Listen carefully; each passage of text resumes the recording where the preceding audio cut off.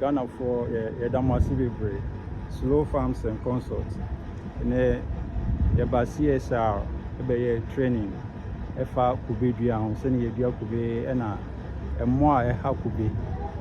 Weevils, Ayamotai ha Kube, Rhinos beetles, Omoha Kube, it's in an Ayabishia, Adia Fa, Sena, Yebetumi, Ama Kube, 4 year, Akonim, Ewa Ghana. Na yɛda CSR for ase bebree ne ntete a wɔde ama yɛn nti no ɛnɛ nea yɛabɛhyia nso yɛbɛbɔ yɛn ho mmɔden sɛ yɛbɛpagya yɛ epia no a yɛyɛ no yɛbɛpagya mu na afei nso ayɛ kra bɛhwɛ na yɛda obi biara ase CSR for nso no yɛda mo ase bebree sɛ mo agye Slow Farms ato mu sɛ moyɛ program the whole Ghana CSR program normal to nsafre Slow Farm say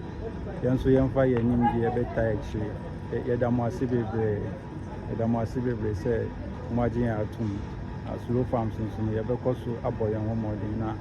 dama piayo abeye krabehwe. Thank you.